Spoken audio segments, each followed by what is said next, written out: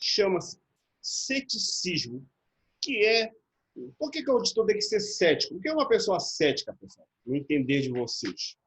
Bora pensar. Aquela pessoa que questiona, né? Que tipo, é difícil de confiar nas coisas. Ela procura saber se é bem verdade aquilo, se está real, se está certinho, poder se está certo ou não, né? Se confiar naquilo. Exatamente, né? Aquela pessoa cética, ou seja, não acredita em tudo, né? Então, essa também é uma das características do auditor, né? Além de ser ético, ser íntegro, né? Ser honesto, lá, imparcial, né? Que ele tem que ser independente, né? Então, a gente tem que pensar assim, realmente, o auditor, tá? Ele tem que ser cético, ele não pode acreditar em tudo, né? Justamente quando ele for levantar os indícios de auditoria, ele tem que desconfiar de tudo, né? Por mais que aquilo tem que estar certo, ele tem que verificar. Peraí, deixa eu ver se realmente é isto mesmo, né? Deixa eu ver se realmente essa documentação tem veracidade, né? Então, quando a gente trabalha com isso, antes de a gente começar a falar que hoje o nosso assunto vai ser planejamento, né, de auditoria, e eu acredito que vocês, de planejamento, vocês entendem, né, com certeza, só que nós vamos só transformar aí para a parte da auditoria, como é que ele funciona dentro da auditoria. Então, esse ceticismo, né, vem acompanhado com uma das características do auditor, tá? Ele vem acompanhado. Nós temos que pensar que o auditor ele tem que ser aquela pessoa cética, tá? Ele não tem, é como o Edito falou aí, tem que desconfiar de tudo. Mas, professor, por quê? É da profissão, né? Porque se ele for aquela pessoa que tudo lhe acredita, ah, não, a nossa empresa, ela trabalha assim, não, ele tem que averiguar, né? Porque se ele fosse acreditar, pessoal, ele pegava o papel de trabalho dele, anotava lá, que o gerente, o Edito, falou que o estoque funciona de maneira eficiente e tudo mais, que toda semana tem contagem, que toda semana a contagem bate, né? Aí ia escutar lá, para ele verificar se isso está certo. O que ele tem que fazer, pessoal? O que vocês... o Edito falou que toda semana tem contagem, que toda semana bate. E aí, o auditor da veracidade disso?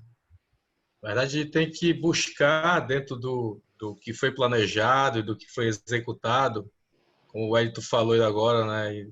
Há essa paciência, né? Esse adiamento, portanto, para ele poder, na verdade, buscar evidências, né? Para constatar os fatos e levantar, portanto, um direcionamento, um encaminhamento de recomendações, né? Então, essa parte aí seria justamente... Exatamente, meus queridos.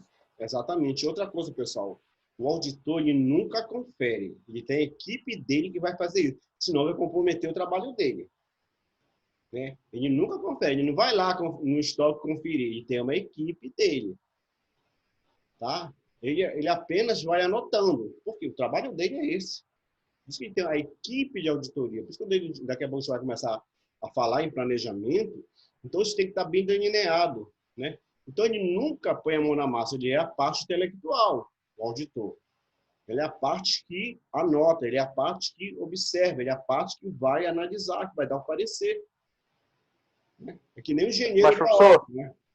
O engenheiro da obra ele não constrói, ele fica lá supervisionando, né? Ele já fez cálculo e tudo mais. Não, isso aqui está errado, isso aqui não é assim. Ele não vai lá pegar, olha, o cimento tem que ser assim, assim, né? Ele é um engenheiro. Então, pessoal, quando a gente vai... E professor? Diga lá, Kelly. No caso, todo auditor tem que ter sua equipe, ele não pode trabalhar sozinho? Não, tem que ter equipe de trabalho dele, exatamente. Ah, tá. E aí, seguindo isso como base, tipo, o ceticismo dele é somente para o trabalho em si. Essa equipe é de plena confiança para o trabalho. Exatamente, a equipe dele é de plena confiança. Exatamente. Aí sim, pessoal. Então vamos pensar. Como é que vocês podem, tipo assim, o ponto de vista de vocês, que vocês enxergam o planejamento de auditoria? Como é que vocês podem observar? Como é que é feito o planejamento de auditoria? O primeiro pontapé de paciente inicial para se pensar em uma auditoria. Não, acho que, tipo, partindo do princípio lá, quando a gente estudou gestão de projetos, né? Tipo, a avaliação. Saber primeiro quem é a empresa que vai ser auditada, ver históricos para saber quais são as áreas que serão auditadas, ver como é que ela está em relação à sua estrutura, ambiente e tudo mais. Exatamente, Wellington. Perfeito, parabéns. É isso mesmo. A gente tem que, primeiramente, conhecer a empresa. Primeira etapa, né? Quando a gente trabalha isso, tem uma norma de técnica de auditoria, que é a NBCT 300, tá? Vocês podem até baixar lá, joga lá no NBCTA 300, joga lá no Google, ele vem.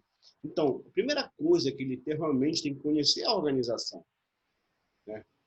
Ele tem que conhecer para ele poder realmente estudar a organização, ver se ele tem essa competência, se compete a ele para fazer esses exames de auditoria. Então, a própria NBCT 300, ela conceitua que o planejamento é um processo contínuo e interativo. Como assim? Um processo contínuo, ou seja, digamos que o Edito falou, beleza, ele vai planejar a execução dos trabalhos, tudo mais. E quando ele chegar lá na execução, pessoal, será que tudo que ele planejou vai acontecer? E aí? Qual é o ponto de vista de vocês? Porque ele vai entrar numa seara que ele vai deparar com coisas que vão acontecendo no cotidiano, né? Esse planejamento dele tem que ser flexível? E aí, no ponto de vista de vocês?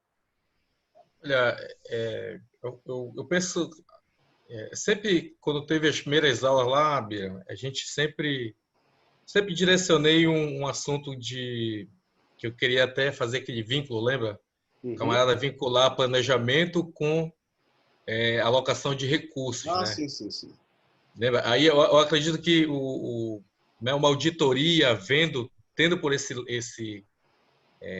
fazendo esse link, na verdade, né, com o levantamento de quanto se gastou ao longo do ano com aquelas atividades, com aquele objetivo que queria se, portanto, alcançar. Acho que ali precisa se ter a transparência do que foi gasto, como foi gasto, que de repente acha-se, portanto, um ralo, né? Está saindo dinheiro, de repente, aí que talvez tenha a grande desconfiança, o grande levantamento, a grande investigação, para se buscar dados e informações, né, relevantes, né, para que a empresa tenha um direcionamento melhor quanto a, sei lá, a gente pode pensar em fraude ou não, né? E de repente tem uma fraude ali, também a gente não vai sair acusando todo mundo. Mas de repente tem gastos a mais que, na verdade, poderia ter uma recomendação de relatório mais eficiente, né, para que se possa trazer um aperfeiçoamento, né, em termos de indicadores para aquela empresa, para aquele órgão público. Então, além das não conformidades, pode se achar, portanto, de alguma maneira, alguém que esteja fraudando, enfim, trazendo prejuízo à própria organização. Exatamente. Principalmente, pessoal, tipo assim, quando a gente fala que o planejamento ele é um processo contínuo, interativo, por exemplo, numa SA, digamos que a empresa ela foi lá, planejou, executou a auditoria em 2019. Tá. Se for ela que for fazer a auditoria em 2021, então, a partir do momento, por isso que ele é um planejamento contínuo e interativo, a partir do momento que ele terminou, logo após a conclusão dos trabalhos de auditoria de 2019, e já sabendo que é ele que vai fazer de 2020, ele já começa a se planejar, né? Ou seja, essas recomendações aí, né, que o Clenildo falou, ele já começa a trabalhar em cima disso aí. Peraí, vou me planejar para ver se realmente as recomendações que eu dei em 2019 eles estão seguindo no ano de 2020, né? Se realmente que as atividades da empresa, realmente por quê? Quando a gente fala esse planejamento contínuo, porque quando ele for colocar a equipe dele em campo, né, a equipe de trabalho dele em campo, o planejamento dele não termina. A gente pensa, porque já está tudo planejado. Não, por quê, pessoal? Porque ele pode se deparar aí, como o Grêmio fala, com esses indícios, né? Que de repente pode mudar todas as evidências que eu estava pensando em encontrar, né? Então ele tem que ter logo, se é ele que vai auditar a mesma empresa, né, no outro ano, ele tem que estar logo preocupado com o que ele pode encontrar pela frente. Se as recomendações foram atendidas, né? Que ele realmente lá no relatório, no parecer dele final lá da conclusão dos trabalhos.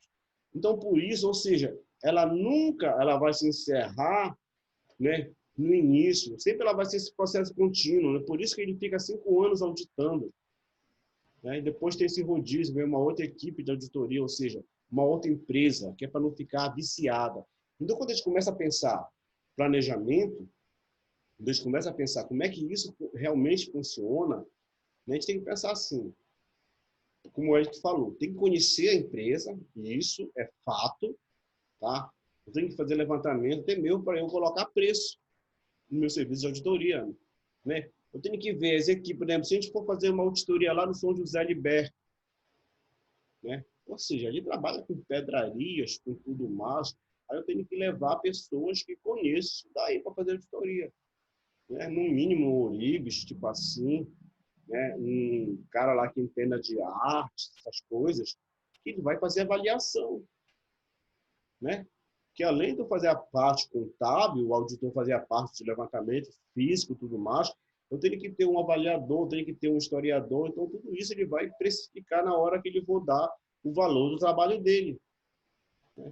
Tudo isso tem que estar lá, né? Agora, Bira, existem duas palavrinhas nesse contexto todo que a gente está levantando, de a auditoria, né, ser persuasiva e não conclusiva, né? Então, sempre ele busca, portanto, trazer um fato, né, para que aquela crença, né, de estabelecer determinados critérios, né, que leve essa recomendação, né, aos gestores para que fique, portanto, na verdade, dentro de um padrão, né, naquela crença de que eles acreditam que a empresa vai avançar com aquelas recomendações. Então, sempre não é absoluto o que eu queria falar, né? Não é algo absoluto, é sempre relativo, mas esse relativo sempre dentro de um direcionamento mais de orientação, né? Com certeza, né? Aí vocês começam a perceber, caramba, se é um processo contínuo, interativo, né? Aí eu tenho que começar a pensar, ou seja, que ela vem, ou seja, eu tenho que adaptar o meu planejamento, sempre, pessoal. Vocês já estudaram isso? O planejamento é que sempre, por quê? Por causa das transformações, das oscilações, tá? Eu tenho que adaptar as mudanças, né? De repente aparece um fato novo lá, ou no órgão, numa empresa, tipo, caramba, isso aqui não estava planejado, né? Aí eu tenho que adaptar essa realidade aí que o Clenildo fala, exatamente. Ou seja, de repente, todas essas intermediações, ou seja, eu tenho que aplicar as modificações no meu plano, né? De repente eu descobri algo que não está na minha competência, mas eu tenho que trazer um profissional que vai realmente a fundo. Por exemplo, eu pego documentos que eu desconfio que sejam falsos. Aí eu tenho que trazer um perito para a minha equipe, né? Eu tenho que trazer um cara que realmente conheça, o cara que é expert em documentos falsos. De repente, cara, eu tenho isso aqui, esses contratos, tudo mais, eu trabalho com o mercado financeiro, eu tenho que ter um cara que entenda de mercado financeiro para analisar, principalmente nessas SAs, né? Então, quando a gente começa a pensar realmente em planejamento, aí eu pergunto para vocês, como é que se estabelece os valores de uma auditoria? Como é que vocês pensam? Eu até comentei isso na aula passada. Como é que a gente pode pensar que são estabelecidos os valores, né, da auditoria? E aí, pessoal? Como é que isso aí pode ser estabelecido? Professor, acho que vai muito do problema da empresa em si. Tipo, desculpa a palavra, mas, por exemplo, chega numa empresa e está um rombo financeiro lá, de leis, não está sendo tipo, cumprida, né? Não está em conformidade. Enfim, toda estourada a empresa.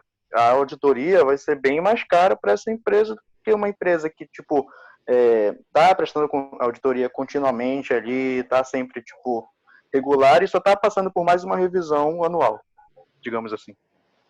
Exatamente. E aí, Kelly, como é que tu pensa que deva se atribuir um valor para uma auditoria? Baseado em quê? O Ed já deu uma opinião dele, depois a gente vai comentar.